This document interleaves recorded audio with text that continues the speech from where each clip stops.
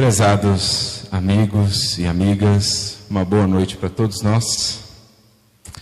Que o Senhor nos abençoe na sua paz, que sintamos-nos todos envolvidos pela presença aqui da espiritualidade amiga, em especial, da figura de Eurípides, que estejamos todos sintonizados nesta mesma faixa, a fim de que recebamos toda a riqueza de recursos, de luzes e de bênçãos que nos serão aqui proporcionadas pela espiritualidade nestes momentos em que passaremos reunidos, nesse intercâmbio entre os planos da vida. É sempre uma alegria podermos estar aqui, agradecemos pelo convite e esperamos trazer reflexões que sejam úteis a todos nós, porque sinceramente são reflexões que têm ocupado o nosso coração e a nossa mente, que nos têm levado a refletir sobre a atual conjuntura do nosso mundo, da humanidade, em seus desafios, em suas questões, para que realmente mais conscientes daquilo que nos cabe, possamos fazer a parte que nos compete e contribuir para que a humanidade consiga dar os passos a uma nova fase da sua evolução. E a frase "poderoso é o sol da verdade" é conhecida de todos nós, talvez um dos lemas, acabou se tornando um lema associado a Eurípides Barçanufo, e que em verdade demonstra o quanto o pensamento desse benfeitor estava e está entranhado no Evangelho de Jesus. Porque vamos partir dela para nos projetarmos à própria mensagem do Cristo, buscando lá no Evangelho de Mateus, especificamente no capítulo de número 24, algumas das considerações de Jesus acerca dos tempos de agora, dos tempos que são chegados. Como sabemos, esse capítulo 24 do Evangelho de Mateus ficou conhecido como sermão profético, porque temos ali o registro do pensamento do Cristo, que, devassando os séculos, legou-nos essas descrições gerais, em linhas gerais, do que seriam estes tempos de transição, marcados naturalmente pelos seus desafios, pelas suas questões primordiais. E é aí que nós vamos encontrar a consonância entre o que Eurípides quis nos dizer com "poderoso é o sol da verdade" e o que ali já estava na fala de Jesus. Porque o sermão ele é extenso, mas nós vamos aqui destacar alguns pontos que julgamos mais pertinentes para todos nós. Ele começa ali no versículo 4, depois de que Jesus é indagado pelos discípulos a respeito de quando se dariam aquelas coisas, a transformação, o retorno de Jesus e, entre aspas, o fim dos tempos. Claro, não falamos aqui de um fim dos tempos material, no sentido de destruição do planeta Terra. Um dia ela se dará, mas ela dista ainda bilhões de anos do nosso tempo de agora.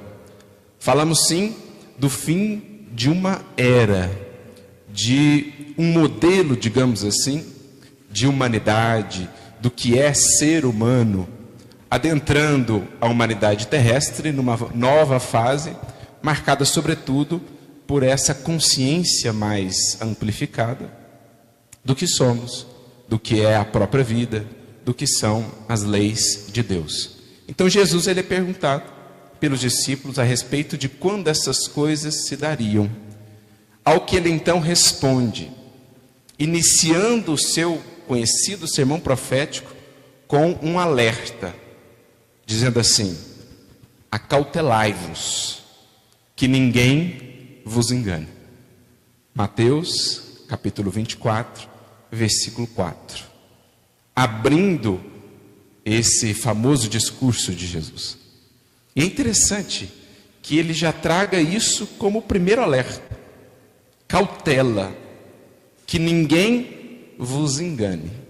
Então guardemos aqui essa palavrinha, ou esse verbo, enganar, porque ele será útil em nossa jornada pelo texto. Segue Jesus com algumas considerações, descrevendo os quadros destes tempos do porvir, para ele aquele tempo, mas agora para nós os quadros que vemos no cenário terrestre. Mais à frente, no versículo de número 11, Jesus acrescenta dizendo o seguinte: e surgirão muitos falsos profetas, e enganarão a muitos. Então, mais uma vez, aparece ali o verbo enganar. Surge agora esse adjetivo, falsos profetas. Então, engano, enganar, falsidade, falso, falsear.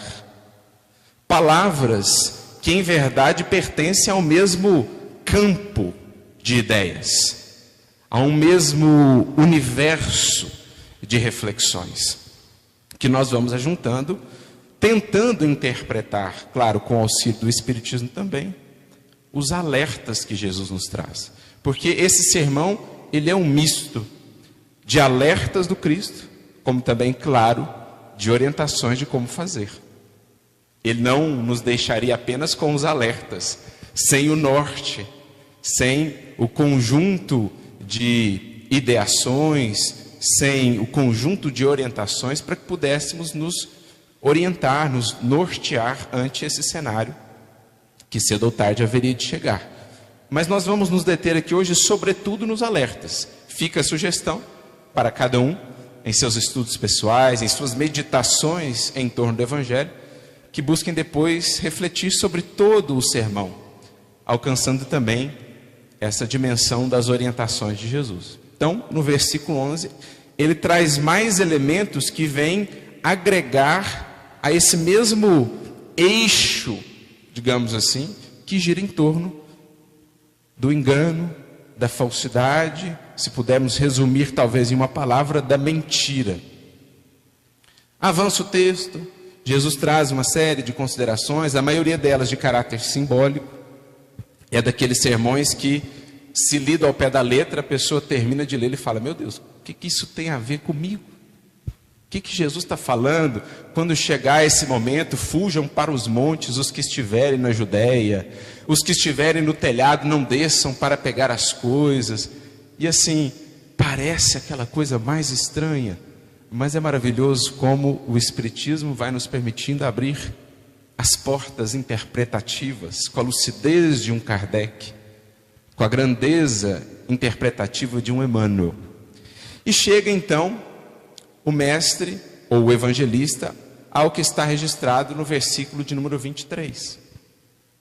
Quando Jesus diz assim: e surgirão aqueles que falarão assim: o Cristo está aqui, ou o Cristo está ali, não lhes deis crédito. Então, mais um versículo que nos remonta a esse mesmo universo de considerações. Olha, surgirão aqueles sem credibilidade. Cuidado com a credibilidade daquele que fala, ou da fonte que você acessa. Seja alguém que fala, seja algo que você lê. Não lhes deis crédito. Mas como assim? Parece que Jesus está atuando em contrário a ele mesmo. Ele está falando dele, Senhor. Está falando, do próprio mestre. Está falando do Evangelho. E não é para dar crédito. O que Jesus quer dizer com isso? E então o versículo 24, que é meio que o alerta máximo dentro desse contexto. Quando Jesus mais uma vez diz: e surgirão agora não mais apenas falsos profetas, e surgirão falsos cristos e falsos profetas, que realizarão grandiosos sinais e prodígios, que, se possível fora, atentemos para o detalhe, se possível fora, enganariam até mesmo os escolhidos. Então a gente desse sermão todo, nós selecionamos 4 versículos, que, creio todos já puderam notar, têm elementos em comum.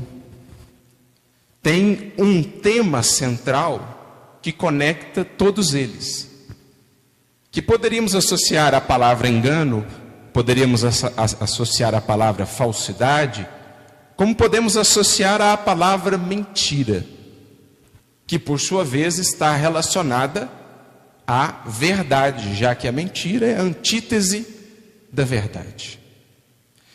De modo que uma boa síntese dos alertas de Jesus quanto aos tempos de transição serão momentos marcados por uma crise na relação com a verdade.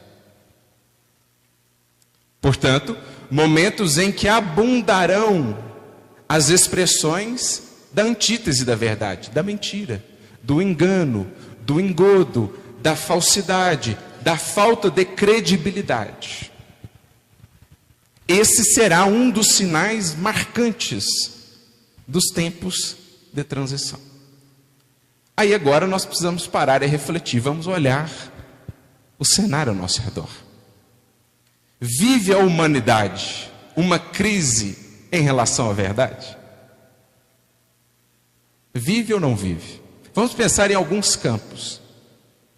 Já há alguns séculos, a filosofia, que em suas origens, por exemplo, com a figura de Sócrates, tinha como fundamento principal a busca da verdade, já há alguns séculos, muitos dos filósofos mais renomados do mundo sequer acreditam nela.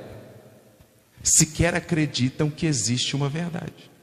Então veja só, a filosofia que nasce enquanto alavanca do pensamento humano, enquanto campo de estudos para impulsionar o espírito na busca da verdade, nas suas expressões da contemporaneidade, sequer acredita na existência da verdade. Porque se perdeu a filosofia no ceticismo levado ao excesso, no niilismo, no materialismo, no relativismo. Cada um tem a sua verdade, cada um acredita no que quiser, não tem referência nenhuma, não tem critério, crivo nenhum. E aí você vê o pensamento humano nos últimos 15 decênios, ou nos últimos 2 séculos, quase que sem norte, sem referencial. Como que caminhando entre labirintos. Por quê? Porque desacreditou da própria verdade. Mas nós sabemos que ela existe. Não só porque o Cristo nos afirmou, e conhecereis a verdade, e a verdade vos fará livres, mas porque o Espiritismo nos demonstra, existem leis, quer você acredite nelas ou não, meu. Quer você acredite ou não, você reencarnará. Quer você acredite ou não, o seu espírito prosseguirá além do túmulo. Quer você acredite ou não, quer você queira ou não, você encontrará as consequências dos seus atos, a colheita da sua sementeira, porque existem leis inderrogáveis, eternas, imutáveis, como o próprio Criador. Então existe a verdade. Claro, cada criatura humana acessa parte dela, e por isso talvez essa ideia de que não, então existem muitas verdades. Não é bem assim. É que cada criatura conseguiu acessar algo da verdade enquanto corpo de leis harmoniosas entre si, integradas, perfeitamente estabelecidas pelo Criador. Mas então nós vemos que a própria filosofia, que tinha nisso uma de suas principais missões, tem vivido uma crise em relação à verdade. Vamos pensar num outro âmbito da humanidade, vamos pensar, por exemplo, na política, com todos os desafios associados à política em nossos tempos. Tempos de mais publicidade, tempos de mais exposição, e às vezes vemos criaturas se comprometendo nesse âmbito, que deveria ser o ministério máximo de serviço à coletividade. Nós vemos a criatura diante das mais patentes expressões da realidade da verdade, provas cabais, criaturas que negam aquilo que está diante dela e de todos. É impressionante. Às vezes a gente vê assim, está lá a verdade patente, com múltiplas expressões daquilo, provas as mais inegáveis, e a criatura nega, acreditando talvez que por tanto afirmar a mentira, ela se tornará uma verdade. Por quê? Uma crise de convivência, uma crise na relação com a verdade, que tantos prejuízos tem causado às sociedades em nossos tempos, no âmbito também da política. Numa era de redes sociais, numa era de conexão, de fluxo assim impressionante da informação como a que nós vivemos.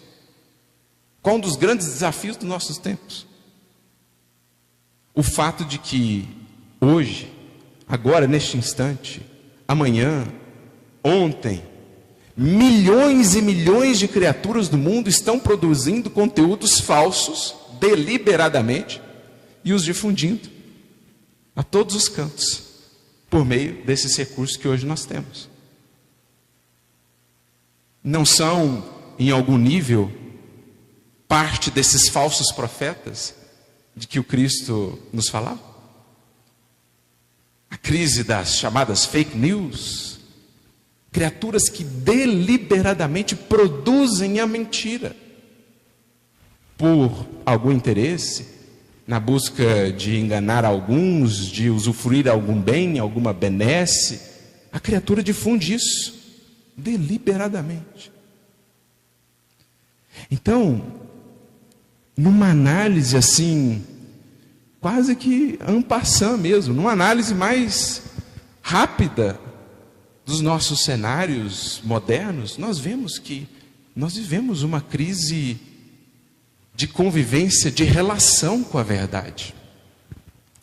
Uma crise de confiabilidade. As pessoas não confiam nas instituições, em muitas das instituições. As pessoas não confiam umas nas outras, porque de tanto verem isso, cria-se um clima, cria-se uma ambiência na sociedade de desconfiança. De tanto verem engraçar a mentira, o engodo, tendo em vista, na maioria das vezes, o interesse pessoal, as criaturas vão ficando cada vez mais receosas. Cria-se um clima de ausência de confiabilidade que é terrível para uma sociedade, porque sociedade nenhuma logrará o bem-estar, a harmonia social, sem que exista confiança entre as partes envolvidas. Porque viver em sociedade é sempre um acordo, que deve ser pautado na verdade, que estabelece confiança. Desde a microsociedade do lar, que também sofre na relação com a verdade, como cada indivíduo tem sofrido na relação com a verdade de si para consigo, desde a microsociedade do lar até a macrosociedade em que nós todos estamos inseridos. Então, meus amigos, nós vemos que não é por acaso que Jesus nos alerta em tantos momentos desse sermão, que um dos sinais mais característicos destes tempos seria uma crise de confiabilidade. Uma crise na relação com a verdade, portanto, uma extrapolação, uma exacerbação da mentira em suas múltiplas expressões, em suas múltiplas formas. Mas nós queremos aprofundar então um pouco mais essa questão, já que nesse olhar panorâmico, embora rápido que nós fizemos aqui, vimos que essa é de fato uma questão para a humanidade. Vamos tentar aprofundar então, para alcançar a dimensão do alerta que Jesus nos traz. E também Eurípides, que lembra talvez aos que viríamos depois dele: olha, lembrem, poderoso é o sol da verdade. Não queiramos ir contra ela. É como se Eurípides nos lembrasse disso. E aí a gente vai ao livro O Consolador. O Emmanuel recebe uma pergunta em torno desse tema, que está lá no número 192. perguntam assim para Emmanuel: a mentira retarda o progresso ou o desenvolvimento do espírito? E o Emmanuel ele começa fazendo uma análise. Vamos entender melhor o que é mentira, para a gente também não confundir as coisas. O Emmanuel fala assim: mentira não é o ato de guardar a verdade para o momento oportuno. Isso o próprio mestre nos ensinou no Evangelho. Porque senão a criatura fala assim: não, eu vou abraçar um compromisso com a verdade agora. Qualquer situação, qualquer circunstância, eu vou lançar a verdade à face do outro, muitas das vezes mais ferindo do que efetivamente contribuindo para o progresso. Então temos que ter cuidado. É preciso discernimento, consciência espiritual. Mentir não é guardar, o ato de guardar a verdade para o momento oportuno. Então até Jesus nos orientou nesse sentido. Olha, as pérolas aos porcos, o momento propício de lançar as sementes, né? O que é a mentira então? Diz-nos Emmanuel: a mentira é a ação capciosa que visa o proveito imediato do espírito em detrimento dos interesses alheios. E poderíamos aqui acrescentar: em detrimento das leis divinas. Então olha que interessante. A mentira é uma ação capciosa, quando há uma intencionalidade que não é nobre. Eu minto para enganar. Eu minto para oferir um benefício. Eu minto para fazer o outro se desviar. Eu minto para prejudicá-lo de alguma maneira. Eu minto para me sobrepor a ele, prejudicando-o no processo. Então, uma ação capciosa. O Emmanuel vai no cerne da questão: intencionalidade. Uma intencionalidade que não é nobre. E que faz então com que o interesse do espírito se sobreponha ao interesse da maioria, interesse de todos, ou mesmo, poderíamos acrescentar, à lei divina. Eu me lembro até de uma definição de bem e de mal, que está no livro Ação e Reação. É uma fala, se não me falha a memória, do ministro Sânzio. Perguntaram para ele, né, o que a gente pode entender pelo bem e o que a gente pode entender pelo mal. E é interessante a conceituação que ele traz, porque ele diz assim: olha, meu filho, o bem é o progresso, é a felicidade, é a paz, é a harmonia, é isso, é aquilo outro, para nós e todas as criaturas do nosso caminho. E o mal, benfeitor, o que é? É tudo isso só para nós. Então veja que é quase a mesma coisa, mas muda uma coisa que é central: a intencionalidade. Eu estou querendo a mesma coisa, felicidade, paz, alegria e tal, só que eu restringo o círculo. Eu mudo a natureza da intenção. Eu quero felicidade, paz e harmonia para mim e para os meus. E para isso, eu não vejo problema em usurpar recursos que não são meus. Não é essa a base da corrupção? Eu quero paz, felicidade, progresso, estabilidade para mim e para os meus. Então, essas coisas por si são boas. Quem não quer? Agora, essas coisas só para nós, em detrimento de outrem, elas se tornam ruins. Então, olha que linha tênue que às vezes existe, né? E claro, para fazer isso, a criatura faz um pacto com a mentira. Porque no fundo, a expressão da verdade nela, na consciência, alerta, dizendo: você sabe que você está fazendo não é o mais legal, né? Mas aí ela cria uma racionalização, uma justificativa dentro dela. Ela faz um pacto com o engodo. Ela se auto-engana, ou pelo menos tenta, para conseguir aquilo.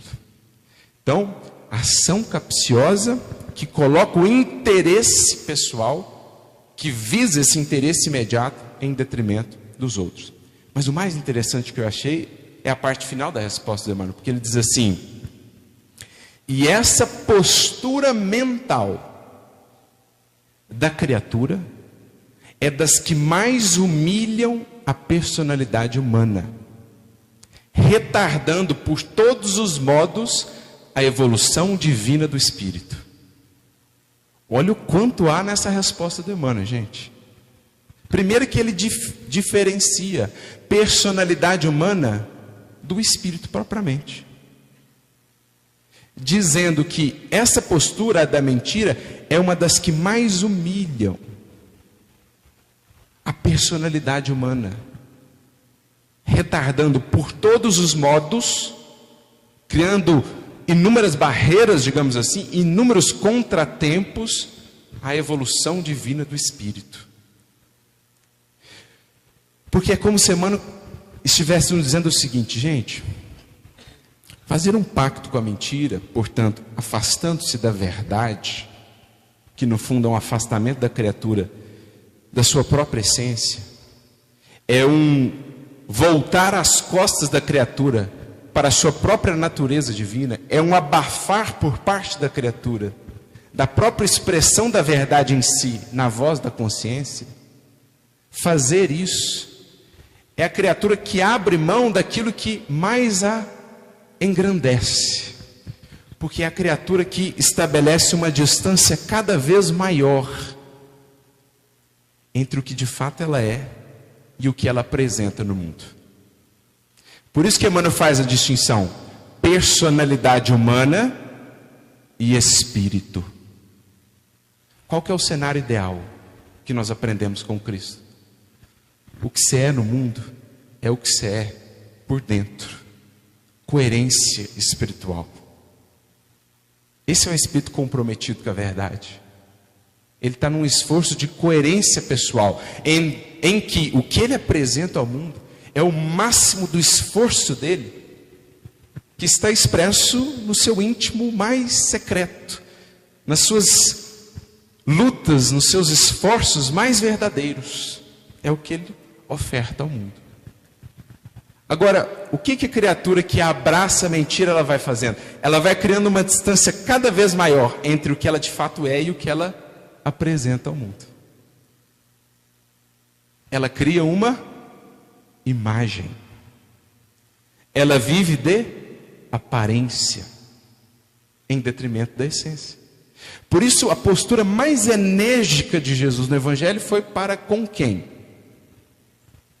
Para com os chamados hipócritas.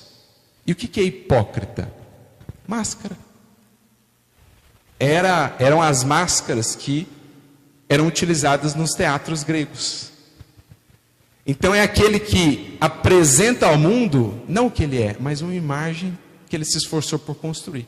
Porque mais importa para ele que as pessoas vejam a sua imagem, do que efetivamente o que ele é. Não importa se eu sou virtuoso, importa que os outros achem que eu sou.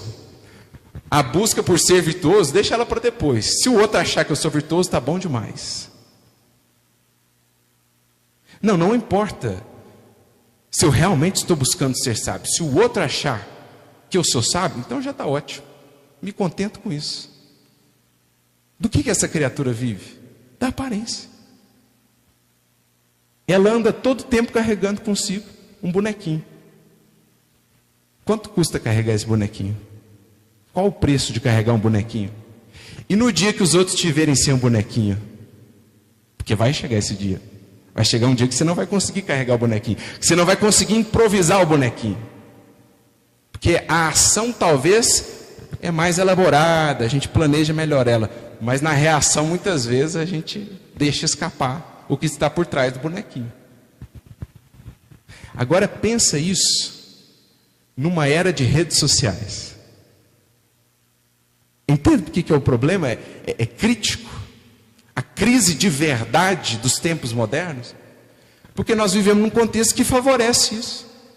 O corpo por si já favorece, porque aqui, pelo menos, quando eu penso uma coisa, isso não aparece estampado na feição do espírito. No mundo espiritual não tem como esconder, não. O André Luiz falou assim: uma das coisas mais incômodas aqui é o fato que quando você está diante do benfeitor, você pensa uma coisa meio atrapalhada e não tem como esconder. Você se sente nu. Você se sente nu. Então o corpo aqui ele já favorece um pouquinho isso. Agora a rede social multiplica isso ainda imensamente. Então eu crio uma imagem do que eu sou, eu crio uma imagem do que minha família é, eu crio uma imagem do que meu centro espírita é, e vou vivendo ancorado nisso, achando que isso vai me acompanhar para sempre. Daqui a pouco eu tenho que deixar cada uma dessas máscaras, cada um desses bonequinhos. Entende por que Emmanuel é forte na resposta? É uma das posturas mentais que mais humilham a personalidade humana.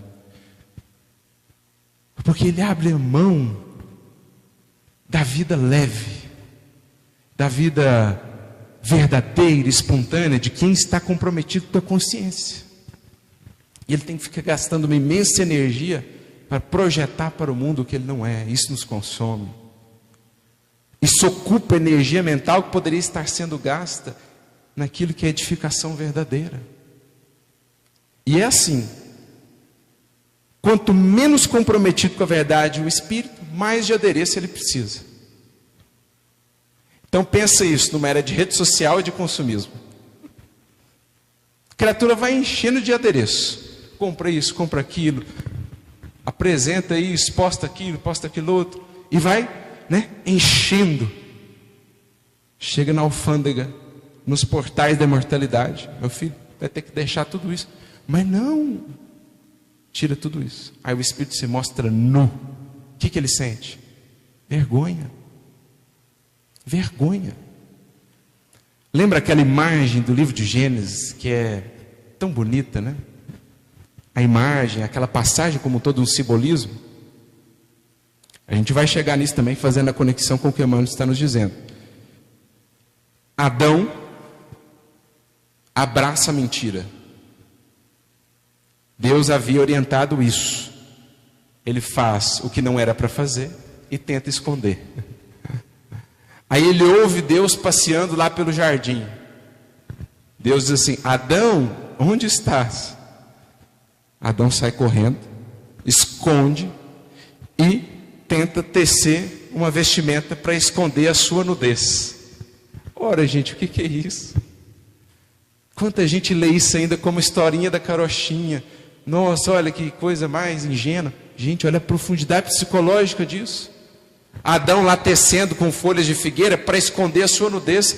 Não é a realidade dos espíritos fugindo à verdade sobre si mesmos, sobre a vida, sobre a lei divina, tentando encobrir isso com máscara, com aparência, com consumismo, com ilusão, com rede social. Crise de verdade, crise de identidade. É a personalidade que se distanciou da sua essência, esqueceu que ela é espírito e que o espírito transparece o que ele é. Ela acha que vai poder viver sempre da personalidade humana, que está cheia de penduricalho, mas que morre amanhã. Aí chega lá: nossa, mas você não era aquele pavão todo? Não. Por isso, Emmanuel é forte.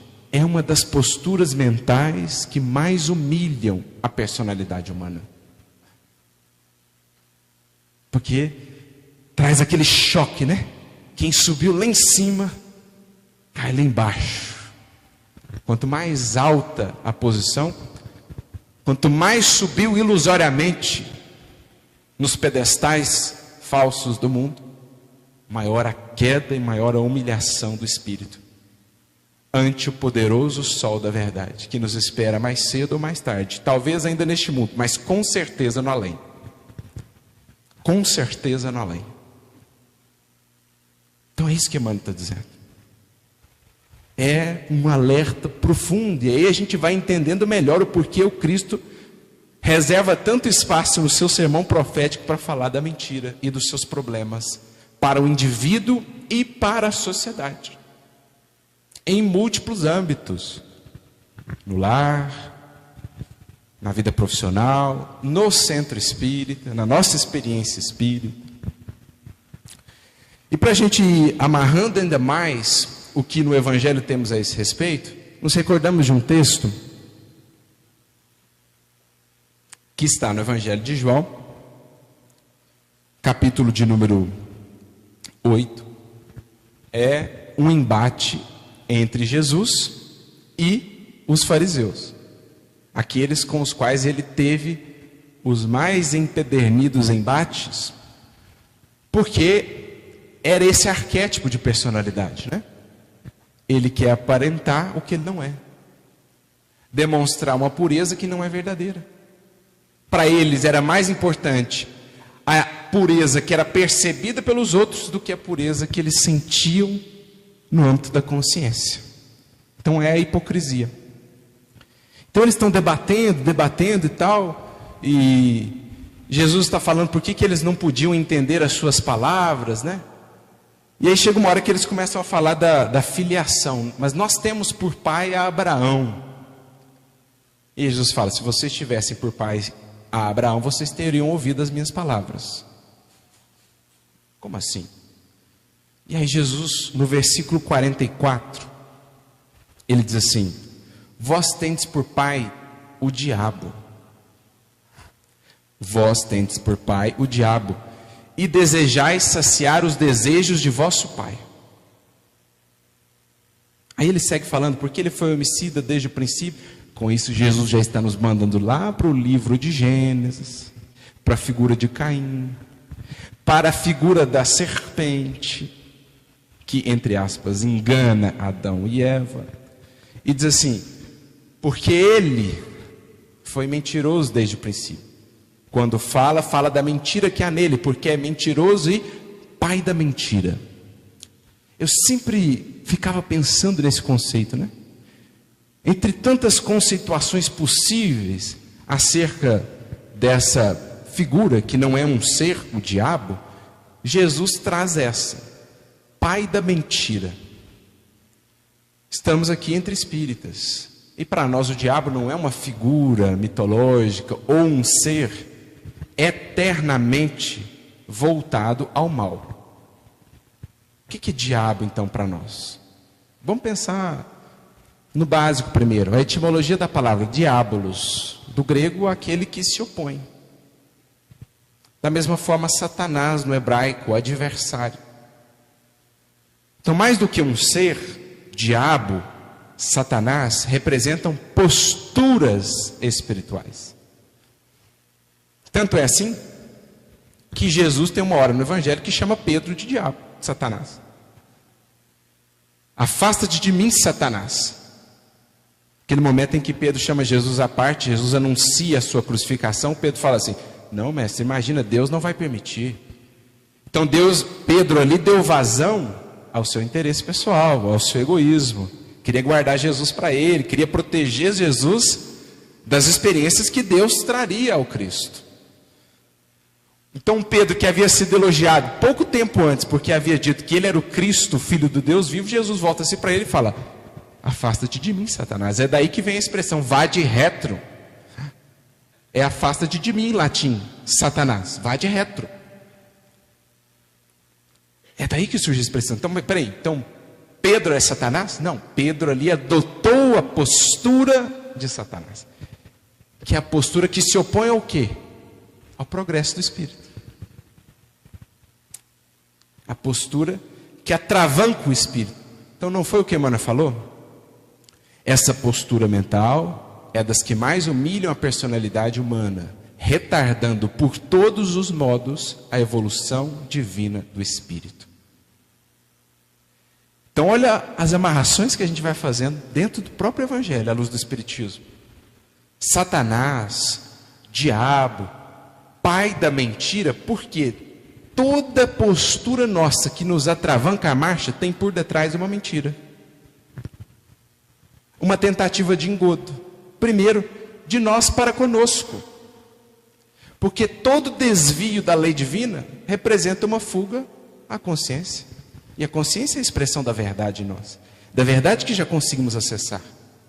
Toda vez que vou fazer um ato equivocado, eu preciso me ludibriar, tentar maneiras de me justificar perante a consciência.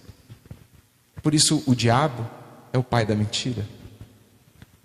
Voltando à figura de Adão e Eva, eles sabiam o que era para fazer. A serpente vem como expressão da tentação exterior e diz assim, imagina, isso é porque ele sabe que se você comer isso, você vai se tornar como eles. Ó a tentação, né? Ó o engodo. E aí mordem a isca. Depois que cometem o ato, sentem a presença divina. Deus em nós, voz da consciência. E intentam o quê? Fugir. Mas não dá para fugir para sempre. E aí o que eles fazem? Isso tudo é simbolismo, né? Eva joga a responsabilidade. Primeiro Adão joga a responsabilidade para Eva.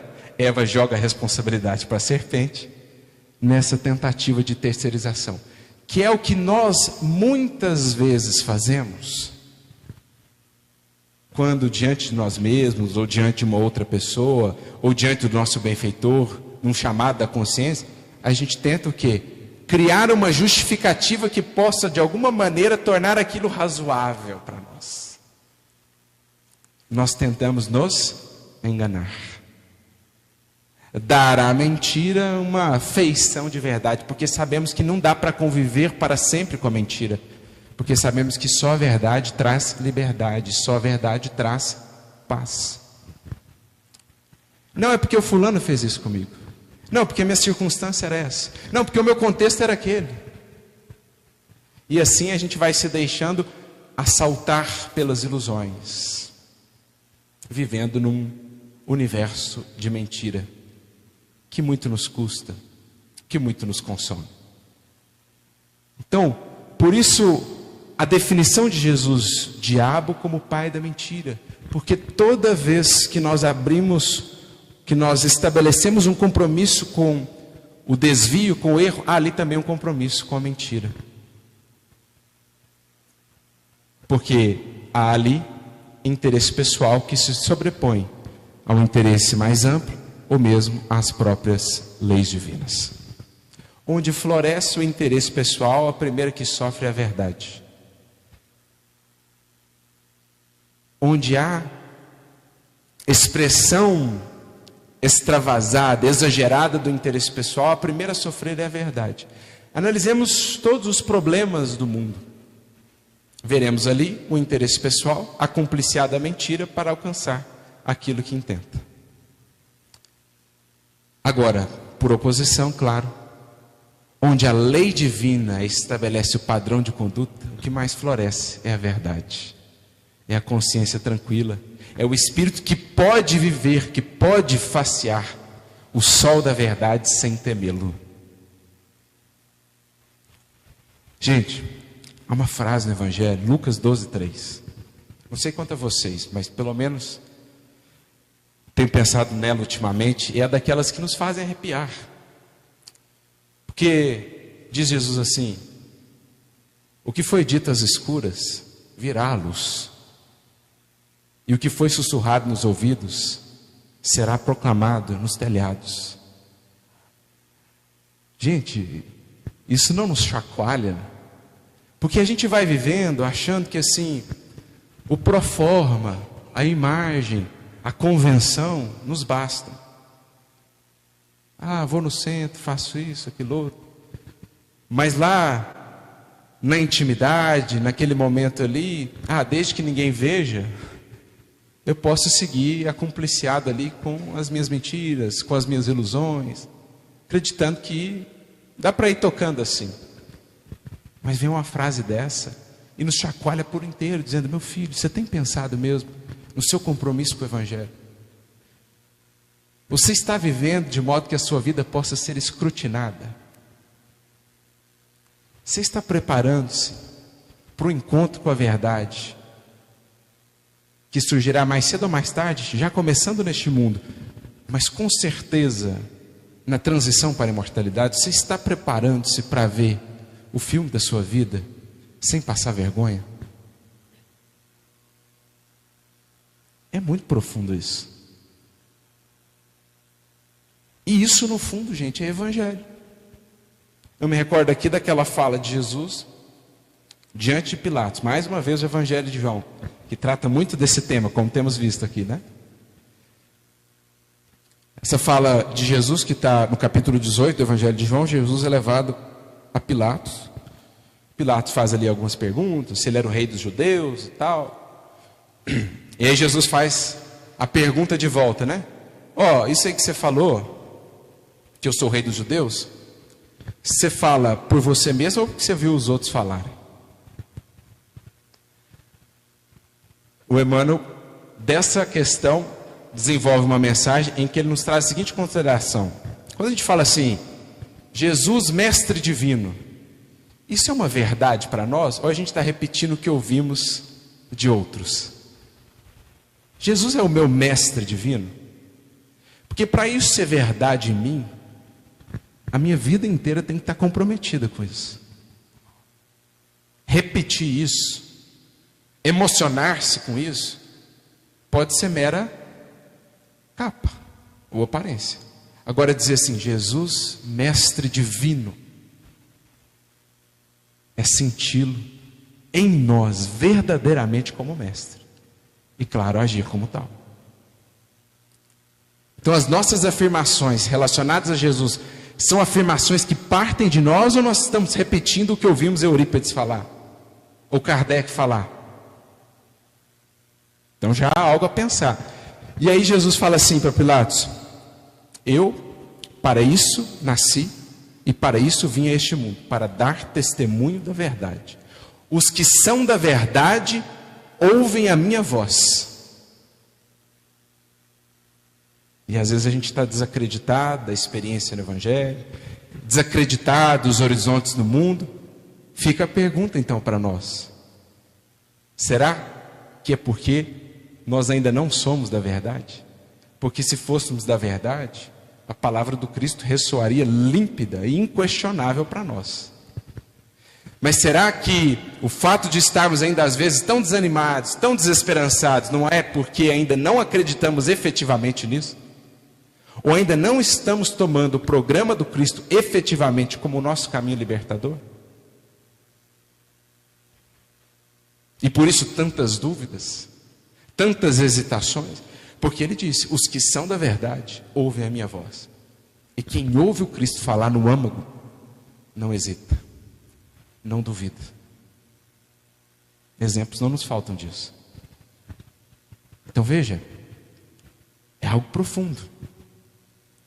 Será que nós realmente acreditamos no programa de Jesus? Porque na ausência disso, na ausência de um compromisso efetivo com essa verdade que Cristo representa para nós, a gente vai buscando uma série de alternativas, né? E aí a gente se torna muito suscetível ao que Jesus também nos alerta, aos falsos profetas. Porque é assim, gente, o Emmanuel tem uma frase que eu acho ela muito marcante. Ele diz, o êxito dos falsos profetas em nossa vida surge na proporção da falsidade que ainda albergamos em nós mesmos. Se eu acessar a essência do que Jesus está nos propondo no Evangelho e realmente me comprometer a viver aquilo, eu terei a certeza de que o que eu mais preciso está ali. Mas como a gente vai tergiversando, como a gente não vai querendo abraçar o que realmente está ali, com o sacrifício envolvido, com a cruz, que é a primeira oferta de Jesus a todo discípulo seu, como a gente realmente não quer abraçar essa verdade, a gente fica buscando alternativas. E aí que os falsos profetas nadam de braçada. Voltando ao capítulo 8 lá do Evangelho, depois da fala sobre o diabo como o pai da mentira, Jesus diz assim, vós não podeis ouvir as minhas palavras porque vos falo a verdade. Em outras palavras, vocês não querem ouvir a verdade. Então vocês vão ficar buscando solução e mais solução no mundo, porque vocês estão fugindo da verdade. É mais ou menos o que o Chico respondia aos que chegavam lá até ele. Chico, e aí? Qual que é a novidade que vem do mundo espiritual? Qual que é a última nova aí da espiritualidade? Ah, meu filho, a grande verdade mesmo, assim, a grande boa nova, é o Evangelho de Jesus, né? Quem entendeu isso não está esperando novidade dos Espíritos, não, hein? O que os Espíritos fazem? Explicam o que está lá. Se a gente está esperando novidade, revelação fantástica, intervenção, sei lá do que, é porque a gente não acredita no que Jesus disse. Qual que é o caminho para a gente melhorar a nossa família, primeiro a nós mesmos, a sociedade?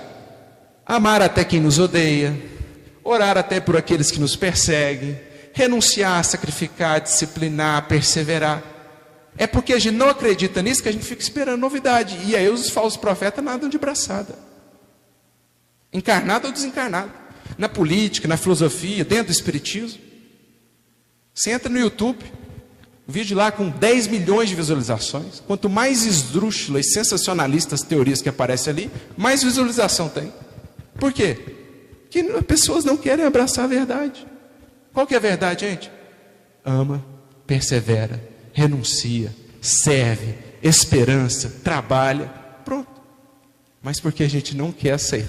É o que Jesus fala: olha, vocês não estão conseguindo me entender, é porque eu falo a verdade. A questão é que vocês não querem ouvir a verdade. É por isso que vocês não estão me entendendo. É por isso que vocês duvidam tanto ainda. É porque vocês não querem essa verdade. Vocês querem uma verdade mais conveniente. Mas ela não virá. Ou pode vir, mas é falsa verdade. Gente, isso é muito sério, porque é o quadro do nosso tempo. A gente vai vivendo assim, achando que algo vai acontecer. Gente, não tem nada de novo neste mundo mais sublime do que o Evangelho do Cristo. Não vai vir nada maior do que isso, tá? Quem está esperando aí, revelações sibilinas, pode vir sinais, prodígios, mas lembra o que Jesus falou? Se possível for, enganariam até os escolhidos, mas o escolhido é o que está lúcido, porque escolheu a verdade. Então não engana. Tem um outro momento do Evangelho que as pessoas pedem sinais a Jesus. Ele fala assim: uma geração má e adúltera pede sinais, mas não lhe será dado sinal senão o sinal do profeta Jonas. O que Jesus está falando? A gente fez até uma palestra recentemente sobre isso. O que é o sinal do profeta Jonas? O profeta Jonas é aquele que mergulha na baleia lá. Aquilo é um símbolo, né? Ele não foi engolido pela baleia, tá? Aquilo é um símbolo. Fica lá 3 dias, depois é cuspido pela baleia. Eu vou resumir aqui. Quem quiser depois aprofundar, fica a sugestão da palestra. O que é o sinal do profeta Jonas? Vida transformada. Ele era um espírito rebelde, fugiu do desígnio de Deus, fugiu até onde pôde. Mas vem a vida e nos colhe, né? No ventre da baleia, aquela experiência difícil, aquela experiência de sombra, até que você sai, você é cuspido por ela, nova criatura. Esse é o sinal que Jesus dá. Então o que é o sinal maior do Evangelho? Vida transformada, meu filho. Não tem outro sinal maior não. Se você está vendo vida transformada e isso não te impactou ainda, não espera a revelação no céu. Se você está vendo o que o Evangelho pode fazer nas vidas e ainda não despertou para isso, não tem mais sinal para dar não. É o que Kardec pergunta no livro dos Espíritos: por que os Espíritos não fazem assim, né? Para convencer as pessoas? Desejarias milagres, mas Deus coloca todo dia ao redor de vossos passos inúmeros milagres, no sentido de maravilhas, e não vedes. Que esperais, portanto? Então, é o que Jesus também diz, voltando ao sermão profético, quando ele fala assim: e surgirão aqueles que falarão, o Cristo está aqui, ou o Cristo está ali. Não lhes deis crédito. Por quê? Não é mais tempo de falar, o Cristo está ali, ou no Evangelho, o Cristo está aqui nesse livro. É hora de falar assim: o Cristo está em mim. E nem falar. É hora de expressar o Cristo. Não é ficar apontando, Jesus está naquele livro, estuda isso aqui. É chegado o tempo de mostrar o Cristo. Não é mais tempo de ficar apontando, Jesus está aqui, está acolá, está nessa seita, está nessa doutrina. Não, não dê crédito a isso. Quem fica apontando só. Chegou a hora daqueles que revelam Cristo na vida. Porque esses têm compromisso com a verdade. É isso o que os tempos pedem, num tempo de crise com a verdade. Porque por séculos a nossa experiência com o cristianismo e com o Evangelho tem sido mais um verniz bonito, dourado, do que essência que irradia e fala sem palavras, que comunica o Evangelho sem palavras. Mas estes são os tempos, são chegados os tempos que pedem esse tipo de cristianismo. É isso que nós estamos vivenciando. Então, voltando ao diálogo com Pilatos, Jesus fala: os que são da verdade ouvem a minha voz. E aí Pilatos faz a pergunta, né? O que é a verdade? Jesus não responde. Por quê? Se ele fala, ele ia apontar: na verdade é isso, a verdade é aquilo. Pilatos, você não está vendo a verdade diante de você? Se você não está vendo, não tem como eu te mostrar. Se você está olhando para a vida transformada, ainda não entendeu o poder do Evangelho, Não tem como. Então, meus amigos, esse é o cenário que nós temos no nosso contexto de mundo. Uma sociedade, a humanidade, numa profunda crise, porque sendo chamada agora a desfazer os seus laços multisseculares com a ilusão, com a mentira, com o engodo. Por nos afastarmos da verdade, é que a gente fica, como diz Emmanuel, criando inúmeros castelos teóricos, teorias cada vez mais complicadas para explicar a criança, a natureza humana, isso, aquilo, outro. Por quê? Porque a gente está fugindo da verdade das coisas. A gente cria castelos teóricos assim, pomposos, termos difíceis, coisas assim, né? Porque a gente está fugindo à simplicidade das coisas, a simplicidade, a verdade do Espírito, das leis da vida. Da mesma forma, o Espírito que em si foge à verdade, cria para si nuvens e mais nuvens de ilusão. Mas o soberano sol da verdade, o poderoso sol da verdade, há de brilhar sobre os nossos passos. A grande pergunta é: como ele nos encontrará, meus amigos? Porque não há coisa mais difícil do que faceá-lo, mas não há coisa mais libertadora do que faceá-lo. Não há outro caminho. Viver sob o sol da verdade, ter a coragem de fazê-lo, é a coisa mais difícil para o espírito. Mas é por isso que a porta é estreita, porque não tem outra. Ou você é verdadeiro,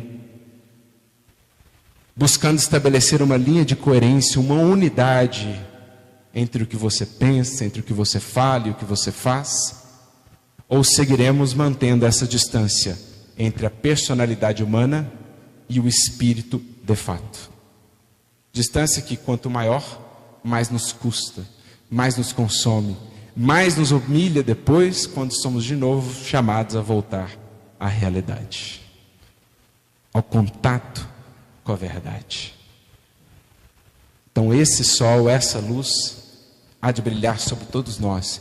E vivemos num tempo, por isso essa é uma questão tão marcante destes tempos de transição, em que não mais apenas o mundo espiritual será o reino da verdade. Porque até aqui, em geral, o mundo espiritual, como sempre foi, é o reino da verdade, e o mundo vem sendo o reino das aparências, das ilusões e das mentiras. Até aqui, na trajetória da humanidade, tem sido mais ou menos isso.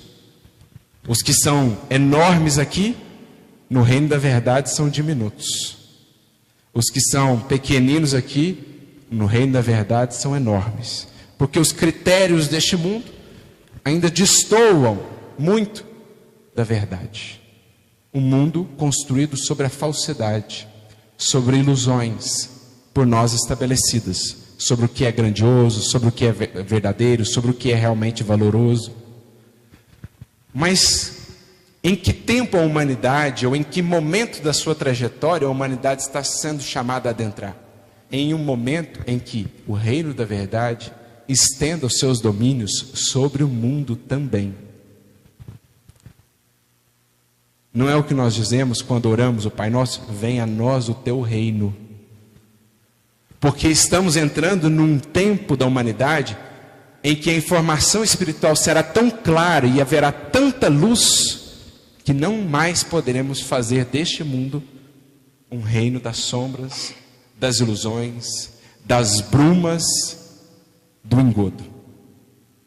O sol da verdade, com o Evangelho redivivo, pelo Espiritismo, resplandecerá neste mundo, dissipando toda sombra de ilusão. É o que os Espíritos anunciam em Prolegômenos do Livro dos Espíritos, no prefácio do Evangelho segundo o Espiritismo. É chegado o tempo de que a luz se irradie no mundo para dissipar as sombras, confundir os orgulhosos, mostrar os verdadeiros caminhos, para que não mais a mentira possa ser um refúgio da imensa maioria da humanidade. Então, a verdade, o reino da verdade está expandindo os seus domínios. porque anuncia-se nos horizontes da terra o alvorecer desse sol da verdade, a era da consciência espiritual, a era do Espírito, como nos diz Emmanuel, o futuro pertence ao Espírito. E como do lado de lá, no reino espiritual, não podemos nos, digamos assim, basear na aparência, também aqui neste mundo, não mais poderemos nos servir da mentira para nos ludibriar, porque haverá tanta expressão de luz, tanto chamado à consciência, que não mais poderemos sustentar aqui também a mentira. Essa era que se anuncia, a era da verdade, porque a era do Espírito. E por isso são tão chocantes, são tão impactantes os quadros que estamos a viver. Quem se recorda daquela cena descrita no livro Jesus no Lar, né? A visita da verdade, daquele indivíduo que vivia lá na sua caverninha, reclamando dos seus problemas e tudo mais. Deus mandou a esperança, a fé, a caridade. Ele aliviava-se por algum tempo, até que um dia então Deus envia a verdade. E quando brilha naquela caverna a luz da verdade, ele vê que tudo aquilo, aquele mal-estar que ele sentia, aquele ambiente malsão em que ele se sentia, tudo aquilo era decorrente de feridas que ele mesmo trazia e que não enxergava. Aflito, desesperado, ele sai em corrida, buscando deixar aquele antigo esconderijo, fugindo ao sol da verdade que o visitava, para encontrar uma nova caverna onde pudesse se esconder. Mas é chegado um tempo em que não existirão mais cavernas para os que aqui estamos. Os Espíritos dizem-nos em O Livro dos Espíritos: nosso ensino deve ser claro e sem equívocos, para que ninguém mais possa pretextar ignorância. É a verdade que nos convida agora, enfim, a um encontro face a face. É o poderoso sol da verdade que se anuncia agora para ficar nos horizontes da humanidade. Porque finda-se o tempo da noite. Outrora erais treva, dizia Paulo, mas agora somos chamados a ser filhos da luz, filhos da verdade. São os tempos que se anunciam. A luta imensa, porque desfazer-nos ainda das nossas capas, desfazer-nos ainda dessas máscaras, há de nos custar alguma coisa. Mas pensemos que fora disso, fora da verdade, não há liberdade. É o que o Cristo nos ensinou. E conhecereis a verdade, e somente ela vos fará livres. Que exista, portanto, verdade de nós para conosco. Um compromisso fiel, sincero, verdadeiro, de aproveitar tudo que temos recebido do mais alto, convertendo isso em vida que se expressa no Cristo que é anunciado sem palavras. Não é mais tempo de anunciar Jesus assim ou assado, apontando para ali ou para ali. É tempo de mostrá-lo em vida, é tempo de mostrá-lo em nós, porque é chegada a nós a era da verdade. Que Jesus a todos abençoe, que tenhamos a coragem de faceá-la, entendendo que depois dela, para nós e para a humanidade, anuncia-se um novo dia de claridades imorredoras, porque nós somos discípulos, nós somos seguidores daquele que é a maior expressão da verdade, e daqueles que, como Eurípides, na pessoa de um Rufo, eram tão fiéis à verdade, que não concebiam sequer, quando pressionados a negar o Cristo, dizer da boca para fora: eu nego, não acredito nele, porque não conseguiriam conviver com o fato de terem mentido, ainda que da boca para fora. Esses espíritos nos ensinaram o que é o compromisso com a verdade. Por isso Eurípides assim nos diz, porque assim demonstrou. Que o seu exemplo, portanto, a todos nos inspire, a todos nós, muita luz, muita verdade e, com isso, muita paz.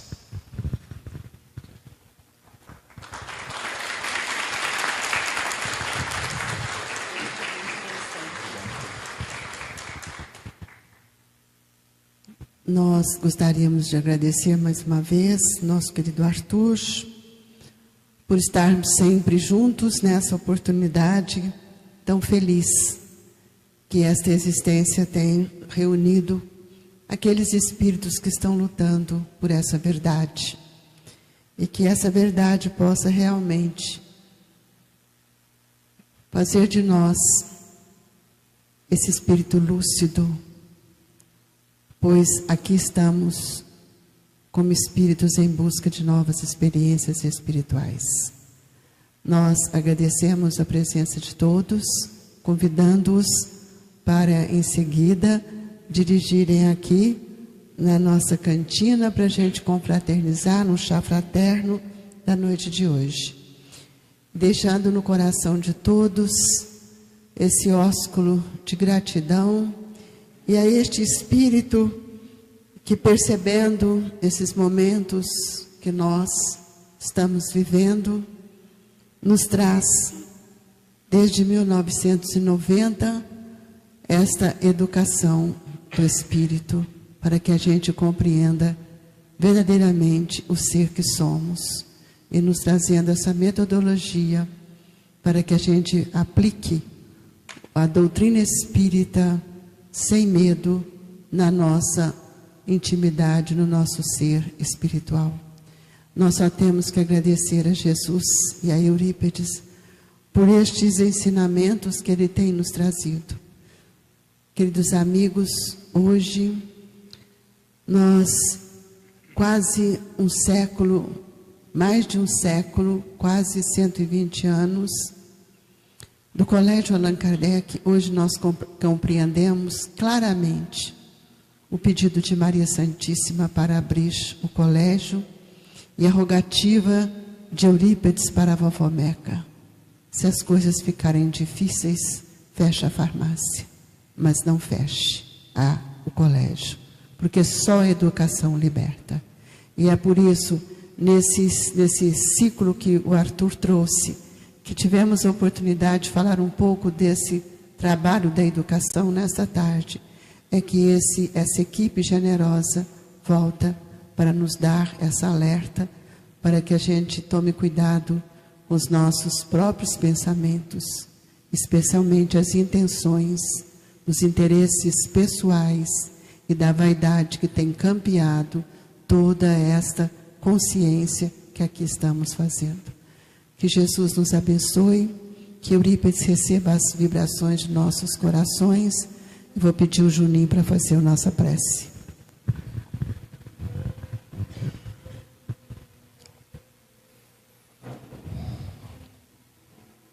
Caros companheiros, encarnados e também desencarnados, as homenagens para o nosso querido Eurípides, neste dia em que recordamos o seu retorno ao plano espiritual, nesta comunhão de pensamentos e sentimentos, aqueles que outrora foram alunos se tornaram professores. Nós que outrora não o compreendemos, aqui estamos novamente como alunos. Querido amigo, as tuas diretrizes, as tuas bênçãos reverberam nos nossos corações. Mas se pudéssemos direcionar uma pergunta, como a nos auxiliar na melhor compreensão dos compromissos que nos cabe, imaginemos aquela sala de aula, o professor na sua mesa, sereno, e então, tomados por impulso, dirigimos a ele: querido professor Eurípides, o que é ser espírita? E então, talvez o nosso querido professor, respondendo para nós, de uma forma curta, mas a nos incitar maiores reflexões, se limita a dizer que ser espírita é ser cristão. E assim, não contente com uma resposta curta, novamente o interrogamos. Mas o que é ser um espírita cristão? Certamente encontraremos nosso querido Eurípides relembrando as tuas mesmas palavras a nos dizer: ser espírita é ser clemente, é ter a alma de crente sempre voltada para o bem, é ensinar a quem erra e entre os atrasos da terra não fazer mal a ninguém, é ter sempre por divisa tudo que é nobre e suaviza o pranto, a dor, a aflição, e fazendo a caridade evitar a orfandade, o abismo da perdição. Em Deus é ter sempre crença, profunda, sincera e imensa, consubstanciada na fé, e guardar bem na memória os bons conselhos e a glória de Jesus de Nazaré. Ser espírita é suavizar a penúria. Ser espírita é suavizar a penúria de quem já não tem pão e tornar-se complacente para o inimigo insolente, tendo por lema o perdão. Ser espírita é ser clemente, é ter a alma de crente sempre voltada para o bem, é ensinar a quem erra e entre os atrasos da terra não falar mal de ninguém. Caros amigos, no encerramento deste dia, das nossas homenagens, no apagar das luzes deste encontro solene, que todos nós possamos retornar às nossas atividades, dispostos a sermos espíritas cristãos, iluminados pela luz da boa nova que já descortina nos horizontes. Ave Cristo, graças a Deus. Assim seja. Portanto, vamos tomar o nosso chazinho e confraternizar com todos. Muito obrigada e até amanhã, se Deus quiser.